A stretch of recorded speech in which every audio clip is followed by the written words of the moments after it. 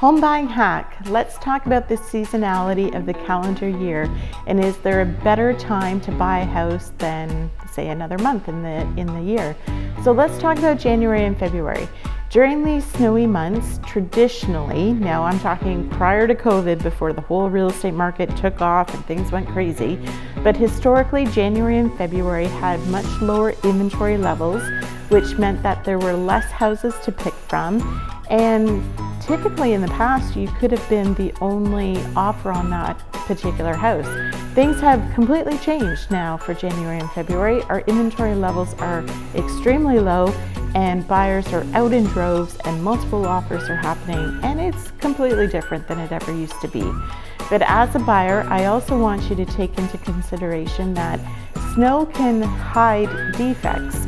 So we can't really get a good look at the roof. Sometimes the snow is really butting up close to the foundation walls and it hides the backyard, so you don't really know what's back there until the snow melts. Things to think about for January and February. March to May, this is another season we should talk, or block of time we should talk about when you're purchasing a house. As the snow starts to melt, more and more properties will come on the real estate board. So as a buyer, you're given a lot more choices of houses to pick from, but this also can be the most competitive time of the real estate board.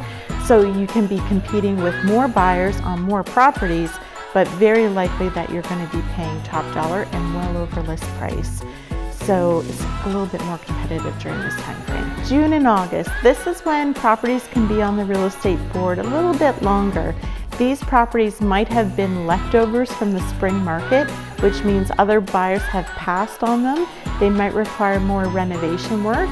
Now for the summer months though, the properties that are coming on the board, it can be advantageous for a buyer because a lot of people are out vacationing, kids are out of school, it's just hot, and a lot of people don't want to be looking at properties during that time frame. The summer always tends to be a bit more of a balanced market, so it can give you an opportunity to find a good house and likely to buy it at a pretty decent price. September to November for the fall market always brings the second highest level of inventory in our calendar year. So for a buyer, you're going to have a lot of options when you're purchasing. And if you buy during this time, you're likely going to be able to close prior to Christmas and be into your new home for the holiday season. Now, towards the end of the year, the prices have risen continuously throughout the year.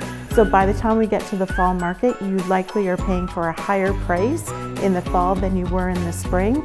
The market's busy and you're likely going to be competing and probably have less time to think and make a decision before moving to an offer. December, houses that are listed during this time period typically mean that the seller is very motivated because they've already purchased another home. It's a little unusual to list a home in December, especially when people are getting ready for Christmas.